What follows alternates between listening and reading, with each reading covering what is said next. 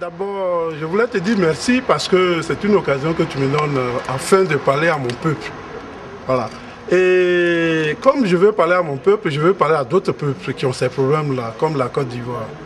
Alors, les Européens jouent les occupants dans ces pays pauvres, qui ont des ressources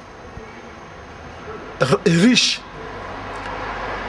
Nous, ils sont allés en Côte d'Ivoire pour intervenir, mettre la paix en Côte d'Ivoire. Nous ne comprenons pas, nous, en tant qu'immigrants en Europe ou dans leur pays, nous trouvons qu'ils sont en paix, ils discutent. Le marché ne se mêle pas de leurs discussions politiques. Et nous sommes surpris que chez nous, ils arment. Qui n'a pas le droit de porter l'arme pour tirer sur qui bouge? Cela est un mauvais signe pour l'Occident. Et nous ne sommes pas d'accord. Nous, en tant qu'immigrés ici, nous ne sommes pas d'accord. Et nous demandons à l'Occident de se retirer ou de faire vraiment les vrais séparateurs. Parce que séparer, c'est calmer les deux camps. Sinon, ce n'est pas supporter un camp. Cela ne veut pas dire séparer. Eux, ils vont chez nous pour nous imposer des lois qui leur donnent des intérêts pour lesquels ils sont installés chez nous. Alors, nous ne comprenons pas pourquoi en Côte d'Ivoire, jusque-là, il n'y a pas de paix. L'Ivoirien ne connaît pas l'arme. L'Ivoirien ne sait pas tirer au fusil.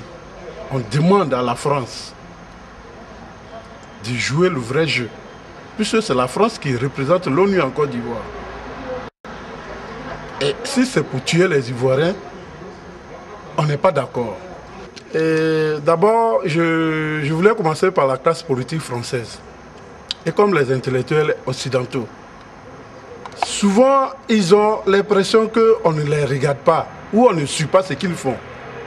Mais nous voyons le cas, comme ce président de la République française qui vient d'être élu et qui est en train de finir même son mandat sans rien faire pour la France, veut forcément faire quelque chose pour la Côte d'Ivoire. Lui, il sait qu'en Côte d'Ivoire, les gens souffrent. Il y a un peuple qui souffre. Mais en donnant les armes aux rebelles, lui, Sarkozy, il peut se permettre cela, donner les armes aux rebelles pour tirer sur la population ivoirienne. Comme il est en train de faire charger des avions pour aller tirer sur des Libyens. Actuellement, 90 Libyens sont morts. Or, durant 3 semaines, il y a eu ces attaques de la part du pouvoir de Kadhafi, qui n'a pas tué 90 personnes en un jour. Mais lui, pour une seule nuit, il a tué 90 personnes. Entre lui et Kadhafi, qui est le plus dictateur? Il est plus méchant que Kadhafi. Et nous, on lui dit de retirer ses avions, qu'il ne nous fasse pas savoir qu'il a la force, donc il peut s'imposer. Lui, il ne peut pas s'imposer parce que son mandat fini et les Français vont le jeter dehors. Il sera dans la rue. Et qu'ils s'attendent que les terroristes vont le tuer parce que s'il n'arrête pas, les terroristes vont tirer sur lui. Qu'il arrête pour sa vie et la vie de ses enfants. Ce qu'il fait est mauvais. Et il connaît bien Kadhafi. Il était encore sur les bancs d'école quand Kadhafi faisait la politique. Qu'il fasse très attention, parce qu'il est en train d'envenimer le monde. Et l'Afrique n'a pas besoin de lui. On n'a pas besoin de ses sentiments. Nous, on n'a pas besoin de ses sentiments. Leur problème, c'est que Sarkozy termine son mandat et qu'il quitte le palais présidentiel. C'est tout. Parce que Sarkozy, c'est un pion d'une autre organisation internationale. Sarkozy n'est pas un président de la République.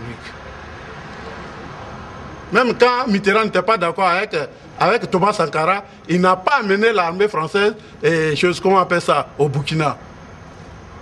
Voilà. Aujourd'hui, c'est les mêmes.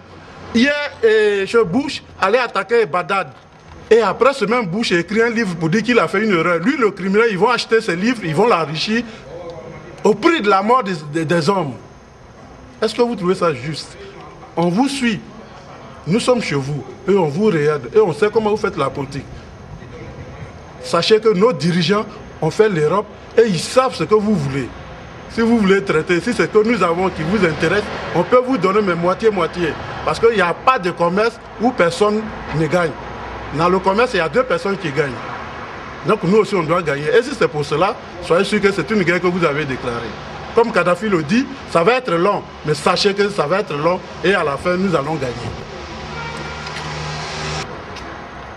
Que pensez-vous de l'embargo sur les médicaments? C'est un embargo pour bloquer le pouvoir du président Gbagbo ou c'est un embargo pour tuer les Ivoiriens pour avoir décidé de choisir leur président de la République? Non, c'est simple. L'embargo sur les médicaments, c'est simple. Vous comprenez que ces criminels, ils ne pouvaient pas s'arrêter en nous vendant les armes. Mais il fallait qu'ils tuent aussi ceux qui sont à l'hôpital, qui ne participent même pas aux actions politiques. C'est leur manière, ça. Ils sont malins. Parce qu'ils disent, s'ils n'amènent pas les médicaments en Afrique, alors ceux-là ils vont refuser leur président, leur leader. C'est faux.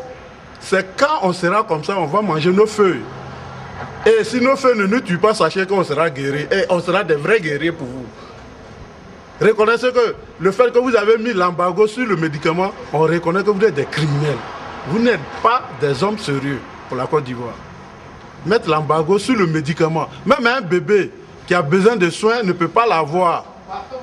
Parce qu'il y a une politique en Côte d'Ivoire qui ne vous intéresse pas. Ça, vous êtes des criminels.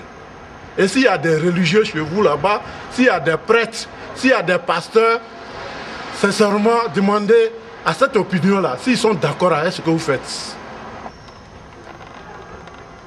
Et pour le tribunal pénal international qui condamne des hommes qui sont opposés, et ils attaquent une partie faible pour le juger.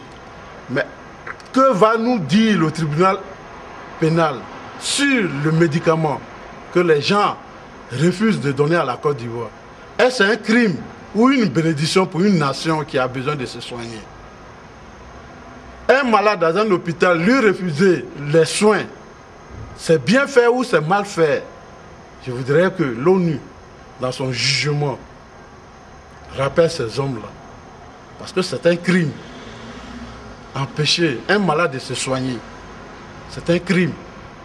Et inutile qu'il s'asseye dans des bureaux, bouffer l'argent de l'humanité, sans toutefois faire le travail qu'il doit faire. Ça, c'est un travail à faire. Celui qui a lancé ce mot d'ordre doit être jugé. Et il faut qu'on le découvre. Merci.